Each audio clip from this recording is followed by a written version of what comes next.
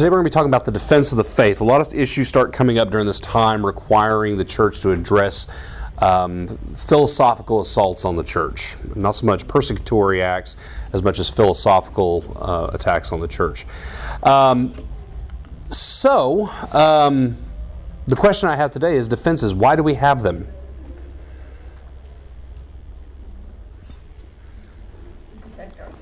From enemies, right? Yeah. So this is a Lacedaemonian soldier, or as you probably know them, Spartan soldier. They would do these things called the shield wall. Okay, they'd put their shields together to create just a wall of people. So when another army would slam into them, it's very hard because there are all these guys stacked behind them in their backs, pushing forward, man after man after man after man after man, and then a shield wall up front. And so when these guys are running into these walls, it's literally like slamming into a wall. This is a technique later on that the Romans pick up on as well. Becomes a much bigger deal whenever they start actually slapping the shields on top and creating kind of what they call a turtle. But defenses like this are necessary because they're going up against enemies who could easily assault them anytime. I mean, Sparta didn't have any walls around their cities because that was the wall for their city, which is really weird, but it worked for them, clearly. But they had those defenses because they had enemies everywhere. This idea of a united Greece doesn't happen until Alexander. There are all these warring city-states. And so they have these defenses because they're constantly going to war. And they have to get good at it. They have to protect. They have to train. They have to be ready for these conflicts. They're going to constantly come up year after year after year. We have defenses in our modern world because we have enemies. Well, same thing in the church. We have an enemy in particular, who works through men and attacks us. And we have to have defenses. We have to understand about our faith, understand how to approach those attacks. I'm not asking that you be a gold standard apologist by any stretch of the imagination. And when Peter says, be ready to give a defense of the hope that's within you, he's probably not talking about having some well-tuned apologetic argument. The point is, explain to me your testimony. Why is it that you believe? Okay, but we need to be prepared to walk through that process with someone who is saying things about the faith that are not true. Okay, so that's what we're going to talk a little bit about today, and that starts to really pick up in the first half of the 2nd century here in church history. So just a little bit of review of where we've been. We've had a rapid change of emperors here at the end of the 1st century. We went from Domitian to now Trajan, and we're going to move into Hadrian here in just a little bit. Very rapid change. In fact, I think we would go from Vespasian to Titus to Domitian to Trajan really quick there in about a 3-decade period. These are not long-lasting rulers. There's also increasing persecution through that time, through Domitian, but then we see in the time period we're going to hit that start to kind of tail off, which is going to lead to other consequences. And we have the leaders that we talked about last week who were demonstrating sacrificial love. John going out for this nobody and reaching him and knowing that he full well could die in that process. And Ignatius writing these loving letters to the churches as he knows he's going to his death that we talked about last week. So this is kind of where we've been, and we're going to move on from there today into the 2nd century a little more specifically. So let's pray before we dive off. Lord, we pray that you would be with us and strengthen us during this time. Help us as a community to speak together of these matters, that we might grow in our faith, and seeing the faith and perseverance of our brothers and sisters in times past, that you would help us to be encouraged by their labors and their perseverance. Lord, I pray that your Spirit would be amongst us. I pray especially that your Spirit would fill my heart, that I might speak from the fullness of you in me and not from vain arrogance and knowledge. Lord, bless our time for the sake of your glory, that we might know you and make you known. We pray this in the name of Jesus. Amen. All right. So we've been talking a lot about Gnosticism. And Gnosticism really picks up in the 2nd century. Gnosticism is like Jell-O, and trying to nail it to the wall is very difficult because there's lots of different variations. There's not just one type of Gnosticism. Okay, and this even doesn't. I'm sorry, it clipped off a little bit at their top. It says 3 basic views of Gnosticism. Note the word basic. Okay, There are lots of different versions. You name it. I mean, we've got the all men are able to transcend the material and experience and know the good, and the good is some kind of ethereal beyond spirituality. They're basically a spiritual good trapped inside a material body. Remember, this is kind of the Greek dualism of physical bad, spiritual good. Okay? I'll never forget Jeff Bingham doing this and saying it's like a caveman. Spiritual good, physical bad. You know. But that's one version. Then the other version is that only the predestined can know the good. Okay, this is Valentinus, I believe, takes this position. We'll talk about it a little bit later. But some people are fully spiritual people. Some people are spiritual surrounded by physical, and some are just physical. My question would be, where are you getting this from? But then you've got the other one where everybody's material and evil, and somehow they've got to purge themselves of that in order to become spiritual. And but this is a very bizarre system, and we looked at another way of looking at it, where you have the pleroma, the God who's truly the real God of all creation, not the God of the Old Testament, mind you, but the true God. That Jesus is the first emanation from that God. He's kind of the first thing that's produced by this primary God here, and there are other emanations until finally you get to this wisdom thing down here who's one of the last emanations. Then you get this demiurge, which is just a weird word. But he is the God of the Old Testament, and he creates the physical world that's evil because the physical's evil. See, why would the spiritual material God create a physical world? Right? Because spiritual good, physical bad. Make sense? This is Gnosticism, by the way. This is not Orthodox Christianity by any means. But does this look familiar? Where have we seen this before? Simon Magus. This is pretty much Simon Magus's teaching. I just pulled this off of the Bible. I guess it's the Bible series. This is the guy that plays Simon Magus. That weird Bible series thing that came out recently. I thought it was Nick Nolte. Kind of does, yeah. Yeah. And then I forget her name, but that's like Helen of Troy. But the reason I bring this up is, remember, he made the accusation that this gal that he picked up, this prostitute that he picked up in I think Tyre, that she had many incarnations, one of which was Helen of Troy.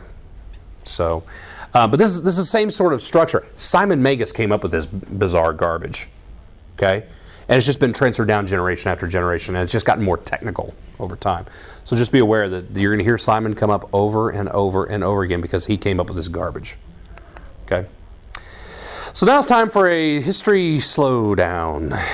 We've been doing history slams the last several weeks with me, trying to cram through a bunch of events and then concentrate on one thing. The problem is this time period does not lend itself to history. Stop and think and meditate on a particular event and then move on.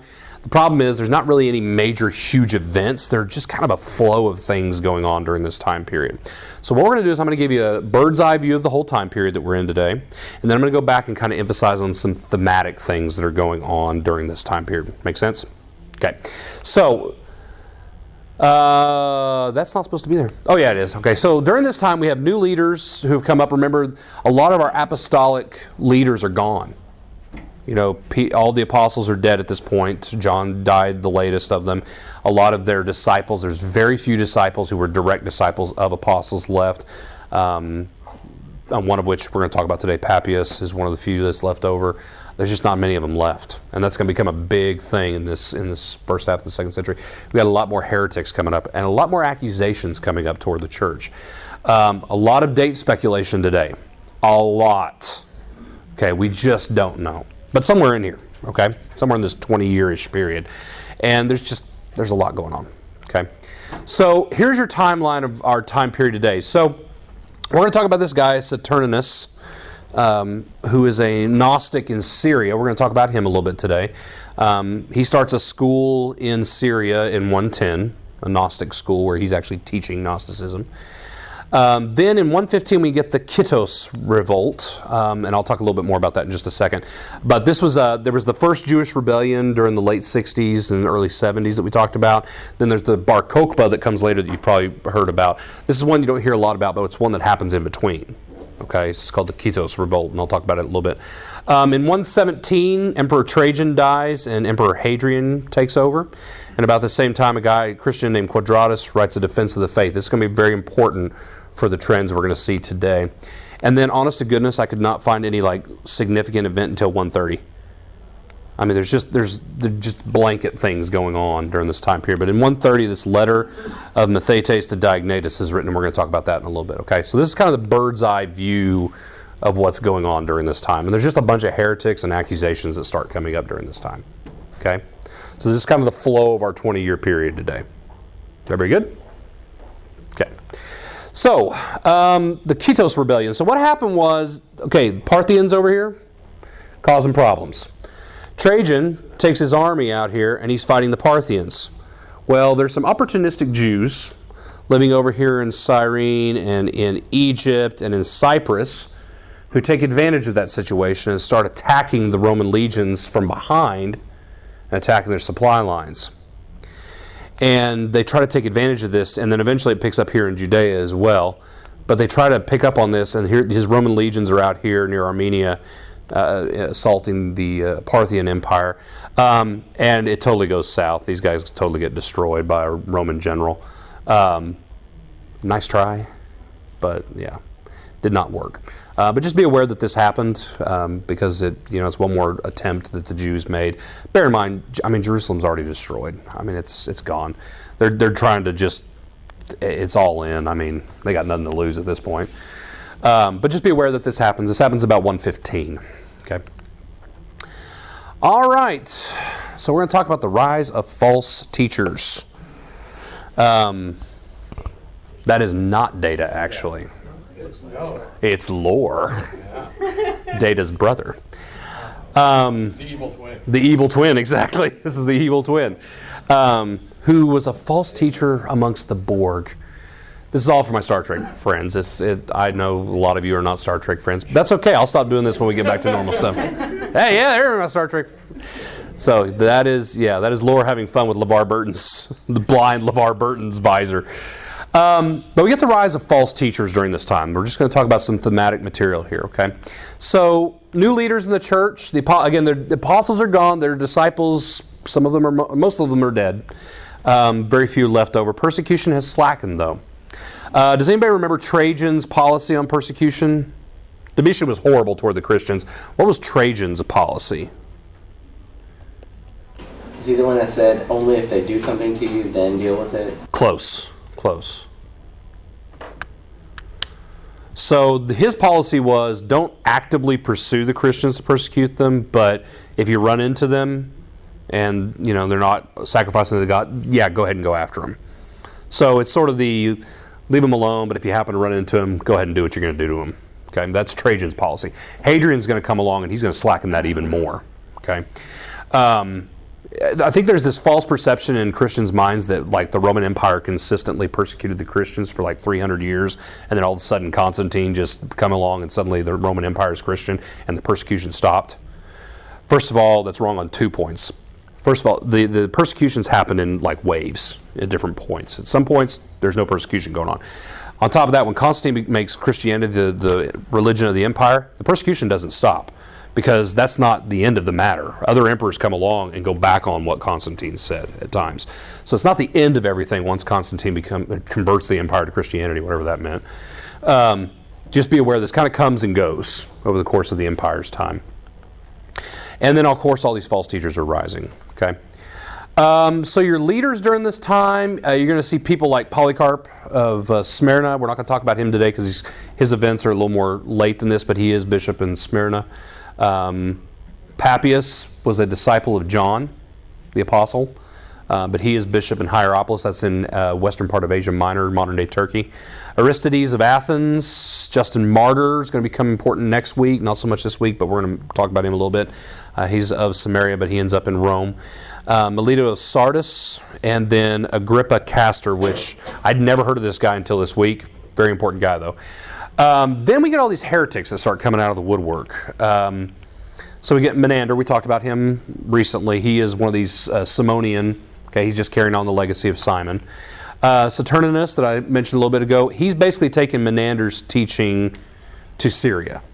Okay, same basic idea. Basilides of Alexandria, we're going to talk about that in a little bit, but he's just a Gnostic teacher in Alexandria. Again, we could talk about all the variants on these guys' teaching, but it would literally take forever because there's a lot of variation. Carpocrates of Alexandria, another Gnostic teacher in Alexandria. Cardon, founder of... We're going to talk about the Marcionite error later on, but Marcion is a heretic that comes along a little later, but really Cardon's the one that starts the Marcionite teaching. Okay. And then Valentinus, he's a Gnostic that's teaching in Rome. So, we're going to talk about each of these guys in turn, not the variants on their teaching, but I just want to get you an idea of the flow of these teachers, okay? So, the comment about him being in Alexandria, okay? So, Basilides is coming around about 117, and he begins teaching in Alexandria. Now, talk to me about Alexandria. What do you know about Alexandria, Egypt? Library and lighthouse. Okay, library and lighthouse. Okay, that's probably what they're most famous for. Who founded Alexandria? Alexander the Great. Exactly, Alexander the Great. So there's a library there. Very famous library. Lots of texts. So during this time period, what does that mean? Lots of historians, mathematicians, etc. Basically, it's the university library for basically the entire world. Exactly. If you want to study something, you go, you read the books there, you have to write, and if you write something, you have to write a book to stay there, and then you can have another one that you can take with you. Sure.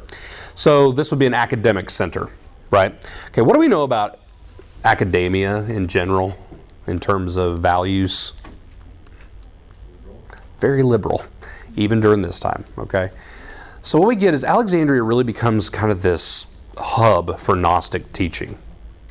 Because, like they say, the Greeks love talking about new stuff all the time, you know. This becomes a hub for Gnosticism, okay? There's certainly Orthodox Christians living there. And they're certainly going to be there a long time, but this is a center of Gnostic learning for a while. If you've ever heard of the Nag Hammadi text, Nag Hammadi's in Egypt, further south, you're going to find Gnostic texts at Nag Hammadi that we've found in different places around Egypt. Gnosticism makes a pretty good run there in Egypt, but it's primarily because Alexandria is this place of learning. Okay? Yeah, we know he's a Gnostic, thanks. I showed this for some reason now. Okay, so Alexandria, Egypt, just for those of you who are unaware of where it's at, it's right here. Okay, on the western part of the Nile Delta. Memphis is down here. Then we get Agrippa Castor. Okay? As for Alexandria, it may be important to note, it wasn't just an academic center, and your map kind of shows, it was also a major economic hub. Yeah. And that was part of the reason why, because any ship that docked there, you had to turn over any books. Exactly. They would be copied, stored in the library, and then returned to you. During this time period, port cities serve sort of the same function that universities serve today. People come in, ideas get talked about, and then people leave, and those ideas get taken with them. Okay, so you have ideological cargo going with the regular cargo. Okay. Interestingly, this guy Agrippa Castor, who is a Christian, Orthodox Christian, actually writes an argument against Basilides during this time. And that's about all we know about Agrippa Castor. So he's one of the first guys writing a cogent argument against the teachings of Basilides. Okay. So we do have people who are fighting back already in the beginning. Why is he under false teachers then? Just because he's in this set of slides about false teachers. Oh, okay. Sorry. He was a false teacher. No. He's not a false teacher. No. He's Orthodox. But thank you for pointing that out, because if it's on the video, then somebody's going to freak out later on when I say that. No, he is an Orthodox Christian writing an argument against a heretic, yeah. So early 1st century, again, dates. A guy named Carpocrates is also in Alexandria teaching Gnosticism, and that's what we know about him. Another major Gnostic teacher there in Alexandria. I don't know why I have this slide twice, but he's teaching, yeah, that's great. Cardon of Syria, again, 1st century, he is the founder of the teaching that leads to Marcion. Marcion is a heretic that comes later on. Marcion's whole thing, we do know a lot about Marcion, not so much about Cardon, but what we know is Cardon laid the foundation for Marcion's teaching. Marcion taught that the Old Testament was totally bunk, because that God is an evil God, right? Remember we talked about that a little bit ago? Had a very narrow view of the New Testament. He liked portions of Luke, used several of Paul's epistles, but then chunked the rest of it, and then taught his Gnostic teaching. And And again, you could go over the nuances, but he's basically a Gnostic. Okay, Marcion is a major influence when he gets there. Caradon not so much, but when Marcion comes on the scene, he becomes a big deal. Yes, we know he's a Gnostic teacher. Thank you, Hill. For those of you who are unaware, we're talking Syria up in this area. Antioch is right here. I don't know that he was in Antioch proper, but he was in Syria. And by the way, this is a map of the Roman Empire at the time. So, and Syria is a province of Rome at this time. Valentinus is a guy who comes along later in Rome. He's teaching generally between 120 and 153, dies in 153. Again, these are just rounded dates. We don't know. But he's a Gnostic teacher in Rome as well. Again, he has kind of this bizarre idea that there's only the elect who are really spiritual, but there are other people who can kind of work for it. It's a really complicated system. But again, you can see that we're now in Alexandria, in Syria, in Rome. These are major cities. These are not small podunk villages where people are trying to push these ideas. What you will notice, and this is not to hammer it now because I don't know to what extent we can really argue this today, although I think you can. Historically and biblically, rural areas generally are more conservative. Cities tend to be very liberal. And we see this starting to play out even in the beginning of Genesis. Because where does Lot go? To the city. Abraham remains agrarian. We see this in all these cities. Nimrod starts cities. There's always kind of pushing the edge of liberalism and rebellion against God in cities. And I think you see this where, it's funny, you look at a political map, and I don't dive into politics and all that fun stuff, but it's funny to me how you look across Texas, how conservative it is, but when you go to the cities, how much more liberal the cities are voting in comparison to the rural areas, which is not a particularly American thing. It's just a historical thing. Cities have a liberalizing tendency. And you see the same thing in the ancient world. Alexandria, Rome, all these major centers, that's just what happens. Okay.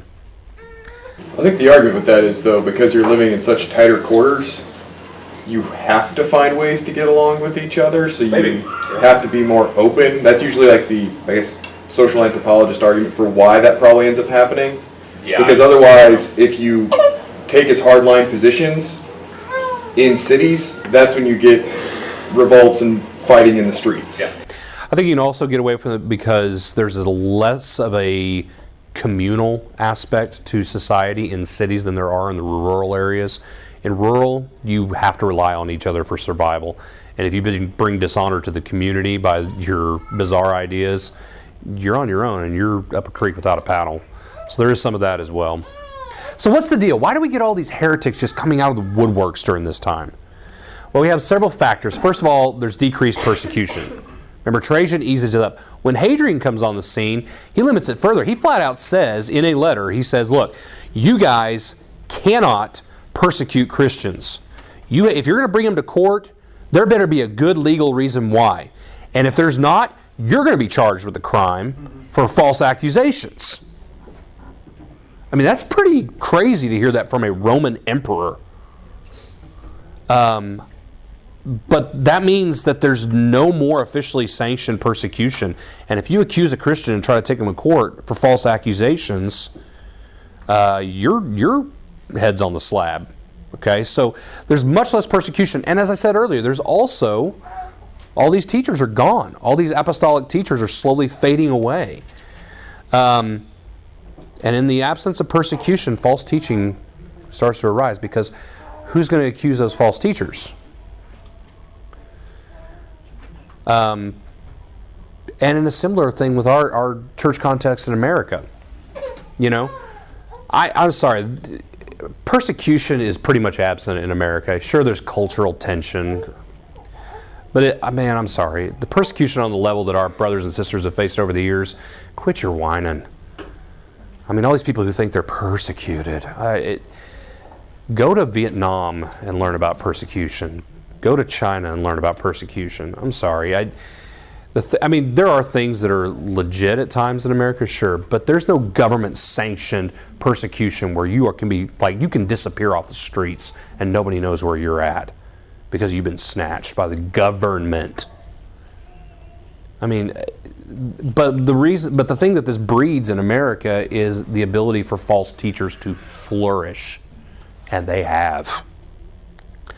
You can turn on certain unnamed channels and see them flourishing, because who's going to stop them? I mean, we Christians don't take other Christians to court, first of all, or we shouldn't be, because Paul commands that. So we're not going to do that. So what's the recourse? To excommunicate these guys? Well, they're not even part of a normal Orthodox fellowship to begin with. So what do we do? But these false teachers can just roam free in light of no persecution. You put persecution in there and they call themselves Christian, they've got a problem, because they're as much as in the crosshairs as Orthodox Christians. Because that's what they try to do. They try to hijack the name Christian. Okay? But you can't do that when there's persecution, because then you're just as much in the crosshairs as someone else. I mean, you put Orthodox Christianity under persecution in this country and see how fast Mormons and Jehovah's Witnesses cast off the name Christian and call it, oh, we're not Christian, we're Mormons. Let's make a distinction here. That's the sort of thing you'll see, that you would see during this time period, during the Roman Empire. But false teachers are going to roam free. And church discipline can only go so far. I mean, it takes care of our particular community, but it's not going to stop a false teacher. So just be aware, when there's no persecution on religion, this means there's no restraint on any religions, and false teachers can flourish. I don't even want to look back at that sentence, because I think it's horribly grammatically incorrect, and I don't want to bear to even look at it. Okay, good. It's okay. Good. Okay, wasn't as bad as I thought. I looked at it, I was like that. But no, if there's no persecution, there's no restraint. Okay. But it's also Yes. an opportunity for the body of Christ Yes. to seek, to get in the Word. Sure. Okay, what is truth? What do we really Yeah. believe? What's real and what's not real? Yeah. To grow in discernment. Yeah, it's that certainly. Yeah. There are advantages to no persecution for us.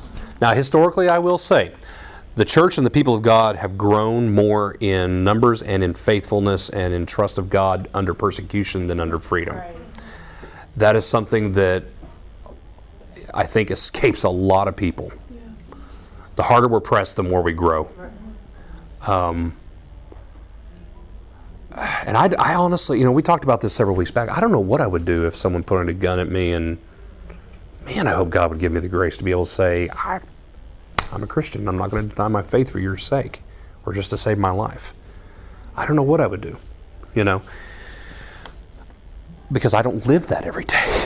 But our Vietnamese brothers and sisters, our Persian brothers and sisters, they live that every day. And we talked about this last week. Persecution still goes on. Please don't forget that. It's not something that barbarians did in times past. So just be aware of this kind of stuff. We've got to be on our guard, because, your application basically here is this. We have a responsibility to know the Word of God well and to lead people to the truth, because that's the only way we're going to be able to lead people away from false teachers, is to teach people well. Now, that doesn't mean you have to be a teacher like me or Jeremy, but it does mean you need to know your stuff well enough to be able to talk to people. And you also need to be willing to say, I don't know the answer to that question. Let me find out, and let's continue talking about this. If you run into someone who says, well, I don't know, the Trinity makes no sense to me, explain this to me. The answer is, how much time do you have? Because I'm not going to explain it to you in 5 minutes. I can give you a definition, but I can't explain it to you in 5 minutes. And even my definition will not be sufficient to really explain it to you. Dialogue is okay. Dialogue is good. Dialogue builds relationship. Okay? So be prepared to say, I don't know most of the time, because they're going to ask hard questions, and that's okay. I've got an atheist friend who asks hard questions, but we're still good friends. It's also an opportunity to lead them to the Word. Well, why don't Exactly. Let's look at the Word. Yeah, let's look at what the Word says. Yeah, exactly. Exactly. Yeah. Yeah. God can Yeah. All right. A little pressed for time. But how should we handle false teachers? I just told you. Sorry, we're a little pressed for time today. Any questions on this part? Okay. So moving into our next section, we've got the rise of accusers. My Star Trek fans, anyone? Oh, you know who it is? This is Duras. Nobody? Accuser of Worf, son of Mog? No? Nobody? Okay. Son of Mo? Son of Mog. Worf, son of Mog. Sweetly. Just fun. I will stop doing this. This is my last time to do this. So everybody's like, thank goodness. What we see during this time is Romans accusing Christians of certain things. And they accuse them of some bizarre stuff. First of which is incest. Second of which is cannibalism. Third of which is atheism. And I will explain that a little more because the Roman definition of atheism is different than our definition of atheism. And then anti-society or anti-social. And I'll explain that as well. But tell me, why would they be accusing of incest? There's a reason. There's a really good reason. We call each other brothers and sisters. Yep, that's exactly right. Marry each other. So I come out of my house in the morning, howdy neighbor, and then my wife comes out and she's leaving the market. I'll see you later, sister. And what do they think? Wait, huh? You married your sister? Well, he's sleeping with his sister. But they accuse them of incest. Okay? Why would they accuse us of cannibalism? Communion. We drink the blood of Christ and we eat the flesh of Christ.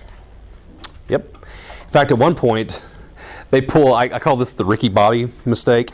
They think that we put baby Jesus in a loaf of bread and cut up the bread and eat baby Jesus. What do you call a king's cake then? Yeah, that's creepy. But that's why they accuse us of cannibalism. Now, atheism for a Roman does not mean no God. It means that we don't worship their gods. Okay? To which I say, yes. Anti-society, they accused us of being against the Roman societal order. We're not part of their society. We've sort of divested ourselves because we don't go to their festivals. We don't go to the Colosseum. We don't go to the Circus Maximus to watch the race. You know, those sorts of things. We don't participate in it, so we're antisocial. We're against the social order. Okay? They start accusing us of these things. So then come along the apologists. Now, can someone give me a modern definition of an apologist? What would you say? What is an apologist, or what is apologetics? Yeah, defense of the faith. What would that look like?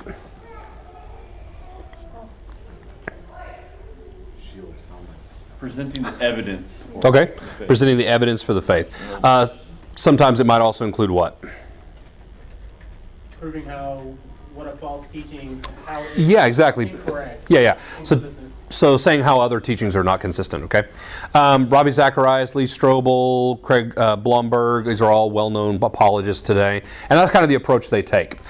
It's a defense of the faith, but also when apologetics really starts taking off in the church, the point is not to defend the faith or to argue other people are wrong, which it does happen by all means. But there's another significant added element, and that is explaining misconceptions. And this is a big deal, and it's a big deal to me because I really feel like this is one of the things that the church has not done well for Muslims, because Muslims have a lot of strikingly similar misconceptions about Christianity that the Romans had. Okay? They believe the Trinity is the Father, the Son, and Mary.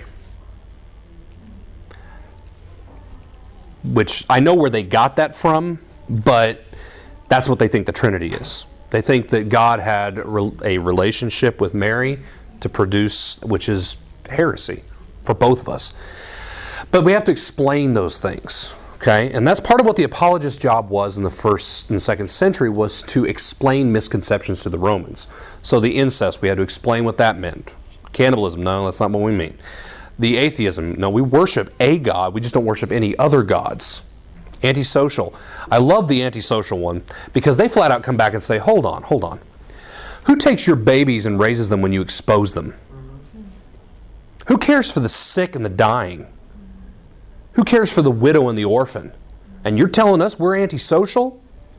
We take care of all the ones you reject. I love that argument. That's my favorite part. It's like, way to show them how Jesus is. Because Jesus doesn't do those kind of things. And bear in mind, it was a crime to save a baby who was exposed. And yet they did it anyway. Yeah. What do you mean when you say Exposed? They literally go and set them out somewhere in a temple or a public space and leave them. Why did they do that? If the baby brought dishonor somehow upon the family, or any number of reasons. It still happened. Yeah, it still happens. Well, Yeah. I just didn't know if there was like. The family doesn't want to claim it for whatever reason. Yeah. It has some physical Deformity, yeah. I mean, it could be some other any social or reason. Political thing. Yeah. If it was a out of wedlock child, or it was a adulterous relationship, I mean, any number of reasons would be tossed out there. But the church would adopt those children, take them in, and raise them as their own. So, I love that demonstration of Christ's love, and it was illegal. It was illegal to go out and take that child, and if you got caught, you were going to get severely punished for it. So the apologists during this time, Aristides of Athens, his apologetic is very important because it becomes an influence on Justin Martyr later on. Justin Martyr is probably one of the most significant early apologists. But Aristides, I read his apology last night. Basically what he does is he argues that here's why all these other cultural gods make no sense. Okay? So there is that, just like you were saying, Todd. You know, you get sort of this argument against why these other gods make absolutely no sense. Because they can't even save themselves. You know, they're killing each other. I mean, they're doing all these horrible, unrighteous things, just like people do, and then you expect them to somehow deliver men. That's basically his argument. Quadratus, literally all we have of Quadratus is one little paragraph, but he's another guy that writes an apology according to Eusebius. Again, we're not going to talk too much about Justin Martyr, and we're not going to talk about Irenaeus of Lyons, I think, at all during this summer session, but he's another important apologist. Are you going to hit him? I probably will. Okay, Jeremy will get Irenaeus. Irenaeus is one of the bright lights in church history, really, really sharp guy. Very cool guy. Quadratus comes along in 117, writes an apology at this time. Just a general defense because literally, and later on he becomes Bishop of Athens, but literally this is all we have from Quadratus. Just that little... Yeah, exactly, the quadratic equation. And it's really hard to see what his whole point in his text would have been about. Here he's basically arguing for, people were really cured and really raised from the dead while Jesus was alive and survived even to the time afterwards. I mean, that's basically all he's saying in this paragraph. So this is probably part of a bigger book, but Eusebius, this is all we have left. Eusebius quotes this and that's it. So... Aristides, again, he's arguing probably sometime during the 120s. He actually wrote his apology to Emperor Hadrian and said, look, here's what Christians believe and here's why all these other religions are wrong. So is he a Roman citizen that he got to write directly to the emperor, or? I don't know. Good question. We don't have any evidence one way or the other. And you can't tell from his book either. But he basically rejects the foolishness of the other gods. And this becomes a major inspiration for Justin Martyr's work. Major inspiration. And of course, Justin, we're not going to talk about him too much. He's born sometime during this time. He's still a young man during the 120s. But he writes significantly between 130 and 165. And of course, he is martyred. That's why we call him Justin Martyr. In Rome. So these are our major apologists that are coming up during this time. So apologetics is still something that's very new during this time, but we do actually have people who are doing this. And of course, I mentioned in 130 we get this about 130 again. These are ballparks. We get this letter of Mathetes. We have no idea who he is. But by the way, in fact, it's even harder because Mathetes is the Greek word for disciple. Okay, Diognetus means born of Zeus. Okay, Diognetus is a pagan that Mathetes is writing to in defense of the faith. Not a long letter. It's 15 pages long on a page that's about this big. It's not a long letter, so if you want to go check it out, it's a good read. I read it last night. But basically, it's an apologetic message written by an unknown author to an unknown person. But we have the text in front of us. It's basically the same sort of argument that Aristides is making over the faith. He does have this weird thing he does with the tree of life and the tree of the knowledge of tree of life and the tree of knowledge of good and evil. Good grief, I blanked out. Anyway, so he has this weird thing that he does with that at the end that I don't know that I agree with. It's just kind of weird. But overall, good letter, good stuff, good read. But it is an apologetic text. Okay, one of the early kind of gems of apologetic writing. So we do have people who are actually taking time to address these accusations, to deal with the other religions during this time, and to begin to make that initial defense of the faith. When Justin Martyr and Irenaeus come along, it explodes. These guys are writing volumes. In fact, Irenaeus writes a book called Against Heresies, where he goes through and he says, here's what's wrong with all these heresies, and explicitly lays them out one by one. In fact, some of the quotes you'll notice about Simon Magus we made a while back were actually from Irenaeus. A lot of these guys had just massive influence on apologetics during this time. Similar approach. So the point with the apologists is this: these men answered misconceptions and pointed out foolishness. Okay? They were not afraid to push the limits and say, this is wrong. Look how ridiculous this is. Now, nowadays, the missional approach is much more soft-handed. And I don't know if that's a good thing or a bad thing. It just made me think, these guys didn't pull any punches. And we tend to pull punches and not confront people with the truth, because we don't want to offend them. Which I'm not even really sure what offense means anymore. You know, I've gotten to a point where I believe that my definition of offense is I have done something that has caused someone the inability to control their own emotions. Which basically boils down to an immaturity on their part, but anyway. Inigo Montoya said it best. Yes. About what offended. But, yeah, I do not think it means what you think it means. I'm just offended. But part of our work is to ask questions and point out things that don't make sense. If it doesn't make sense, point it out. You know, I keep thinking of some of these Eastern New Age teachers that Oprah used to have on, and I'm thinking, where are you getting this? Like, literally, you're just pulling this out of thin air. Where is your substantive evidence that this is actually the case? And I was even reading Aristides last night, and he's making some great points about how they just choose to worship animals and stuff, and then 2 days later they'll see their neighbor eating that same animal they're worshiping. And it's like, well, if that animal can't save itself from being eaten by my neighbor, why do I think it can save me? I mean, just the inconsistency and the stupidity of it. We've got to point out those inconsistencies and be willing to have some hard conversations. Americans are so funny. They do not like talking about religion and politics. The rest of the world, they love talking about religion and politics. Forget about the politics. Just talk about faith.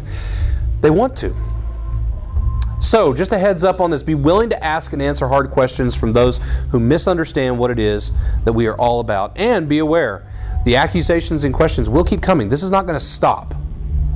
We're going to continue to be accused. We're going to continue to get bizarre questions. It's never going to stop. You're going to get questions that nobody in your lifetime. Remember, there's nothing new under the sun. It's just a repackaged question. Okay, Gnosticism's still a thing. They don't call it Gnosticism, but it's still a thing. Okay, I mean, these sorts of things are not going to stop. So be aware of that and be prepared. And again, be prepared to say, I don't know, and be okay with that, and make them be okay with that, because they don't have all the answers to all their questions, all your questions. So stay tuned. Next week we're going to take you from 130 to 150. It's going to be magical. So just a few points here. Again, the Lord is glorified by our defense of His character and truth before the nations. Guys, God cares about the truth of who He is. You may not think it's applicable to your day in, day out life that God is Trinity, but He cares about being represented accurately to the nations. Okay? And all aspects of His character. I just bring up the Trinity as an example. Of course, He doesn't need our help, but He has graciously decided that that's how His plan is going to work, is for us to represent Him. The gospel, the initial purpose of our defense is to lead others to Jesus. Can I offer to you that an apologetic defense does not start in Genesis? It starts at the resurrection. Okay? Talk about the resurrection. You can get to all that creationist stuff later, okay? Let's talk about the resurrection. That should be the center of your apologetic. Did it happen? Let's go there. Our lives must lead. Excuse me, I can't talk today. That's all it is. We must lead lives that are in keeping with the theology we are teaching and defending. If you argue this point, but you live in a way that's contrary, why should they believe it? So live in a way that's consistent with your actual arguments and defense of your faith. Okay? All right. Any questions? Comments, concerns, complaints? Yes? Who is Mathetes the disciple of? You got me, man. Do you know? Have you read it? The Apostles? Okay, yeah. The Apostles. Still don't know who he is. Yeah. All right, well, if you have any questions, we'll be here after to ask. Next week, Jeremy's up. The week after that, Todd Perry. Ready to go.